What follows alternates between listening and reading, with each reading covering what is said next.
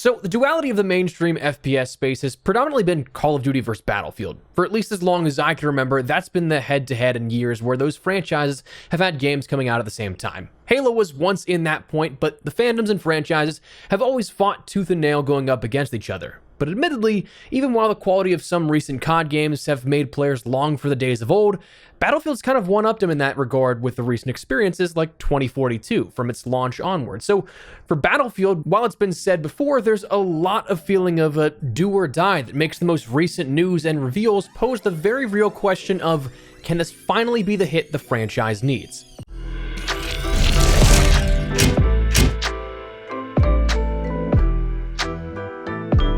So EA's Investor Day presentation took place earlier today where they talked about all things EA, from the nitty-gritty of player analytics and details to the more exciting things like game announcements for Skate and the confirmation of one final game in the Star Wars Jedi saga, both of which I'm incredibly stoked to hear about. But for the sake of this discussion and our focus on FPS titles, Battlefield was also briefly focused on, from both a more executive level of discussion from Laura Miele, president of EA Entertainment and Technology, and a more Battlefield-focused leadership perspective from Byron Beatty, general manager of Battlefield, who formerly was of Call of Duty, working with Vince Zampella at Infinity Ward until later becoming a general manager of the COD franchise through April of 2021, overseeing recent projects like Warzone and COD Mobile.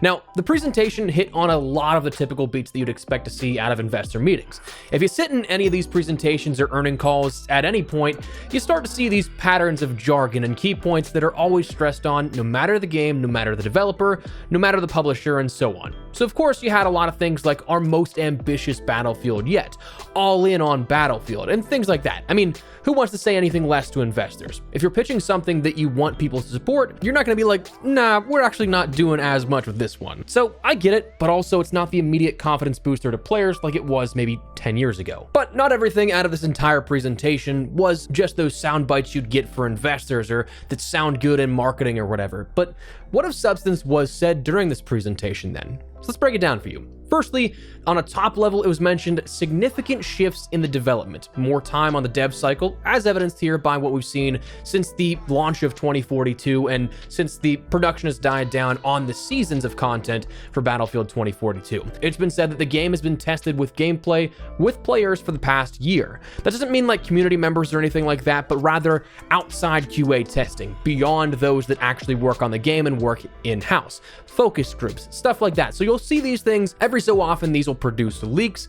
Like on the COD side, that's happened quite a bit, but it is something that it's just getting regular outsourced testing to see people's feedback, to get any sort of idea how it's going to be received, and so on and so forth. It was also mentioned that we'll have 4 studios working on the next Battlefield.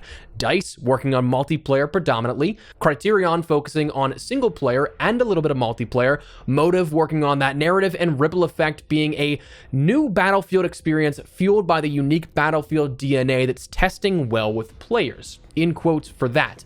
Now that new experience we'll come back to in just a little bit because it is probably a lot bigger than just another bullet point on the page here. But before we get to that, it's mentioned that there's huge ambitions here for this. They want to find the fun, prototype, playtest, feedback, get all that sort of feedback on the ideas that they have for the game. They want it to be a community-first game where it's a connected universe set in the modern day, built with a unique DNA of Battlefield, and that while they're already testing with players, again, in those sort of outsourced QA and feedback groups, they stated they want a large-scale community-driven testing program by early next year. So while there's going to be probably NDAs out the wazoo, there's going to be regular average Joes playing this game here and giving their feedback, which is definitely pretty cool to hear about. Beyond what was announced today, though, it was also reported yesterday ahead of this Investors Day presentation, in an interview with IGN, Vince Zampella, executive VP at EA and founder of Respawn Entertainment, went on the record to talk about a few more things, where they detailed, again, it was the return to modern combat.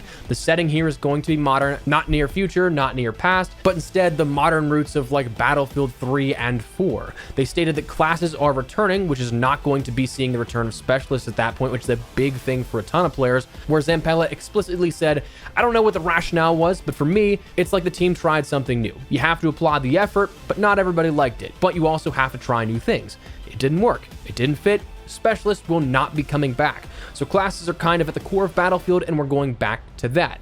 He stated that Battlefield 3 and 4 were used as the North Star for this upcoming development, and that the matches will have a 64-player focus, not 128 as we saw with 2042. He said, yeah, the 128 player, did it make it more fun? Like, doing the number for the sake of the number doesn't make any sense. We're testing everything around what's most fun. So, like you said, the maps, once they get a certain scale, become too different. It's a different play space, and I think you have to design around that. So we're designing something that is more akin to previous Battlefields. So it seems like, based off of what has been put out there so far, that a lot of this is being dictated by player feedback and by what they had seen and learned out of 2042. While I still think that that game turned around pretty nicely by the end and it was something that was in a playable state, obviously it shouldn't take a year to get to a point where players are interested in playing the game again. You want to hit the ground running and make sure you hit the mark first and foremost. So seeing a lot of points of North Stars to Battlefield 3, Battlefield 4, the class system returning, 64 players, not 128, that stuff does, of course, bode pretty well in theory, but we'll have to see what that means in execution.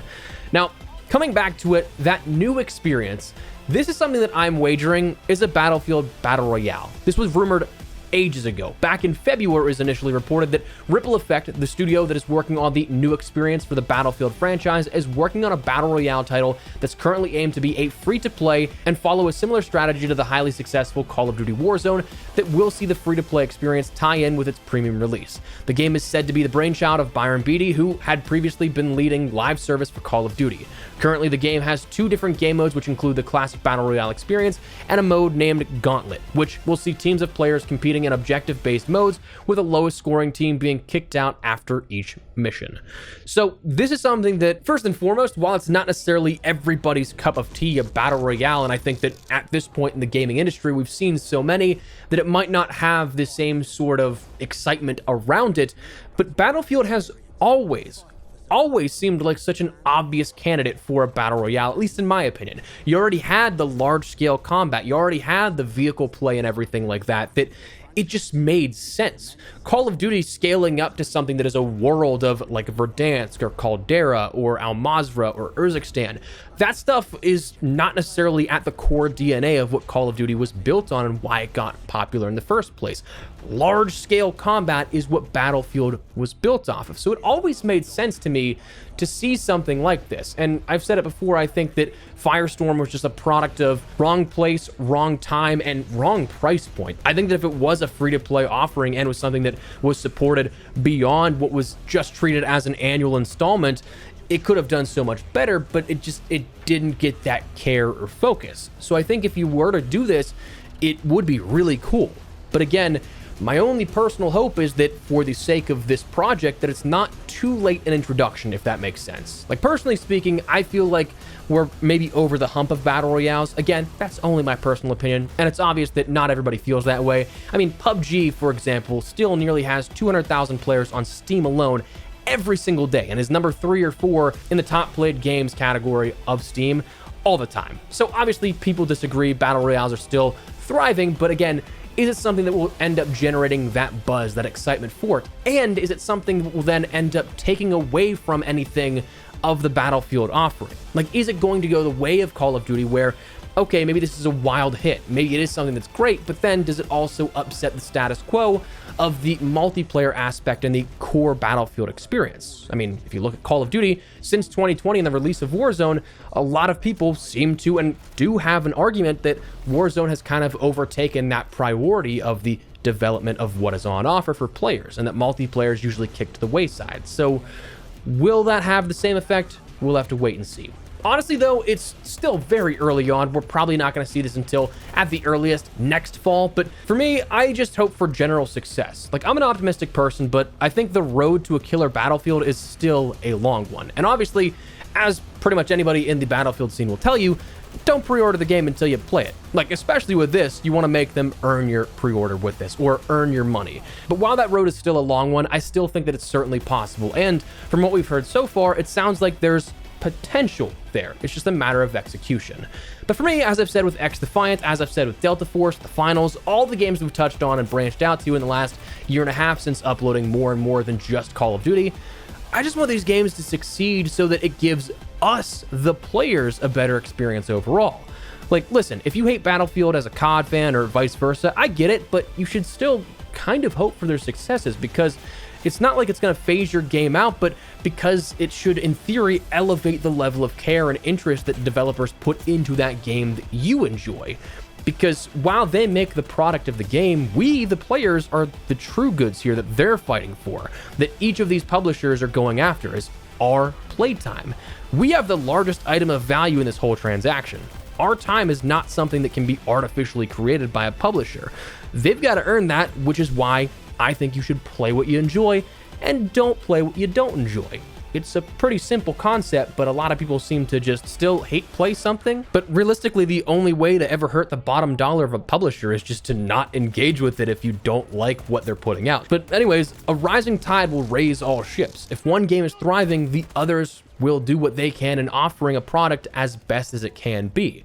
So for us, well, we just have a flourishing market then. And frankly, I kind of think the shooter genre is a bit overdue for a new golden age. So while we might not ever see those big three of COD, Battlefield, and Halo all launching in the same year and all being the blockbuster hits that they were, just setting every record imaginable, man, it'd be awesome to get close to that point again. And I think that if Battlefield can deliver something of great substance, maybe that's a starting point. So that is, we're going to wrap it up. Let me know your thoughts down below. What do you guys think of this here? Is there anything in particular you guys are hoping to see out of the next Battlefield? Do you have any hope in it at all? Whatever the case, drop your thoughts down below. But if you enjoyed the video, you found it at all insightful, do me a favor and drop a like on it. And if you're new to the channel, make sure you subscribe for more Battlefield content. And of course, more immediately here, Black Ops 6 content as we gear up for the launch in just about a month's time at this point. But I'd love to have you in the community either way. Thanks so much for watching though. My name is Espresso. I'll see you later. Take care and peace.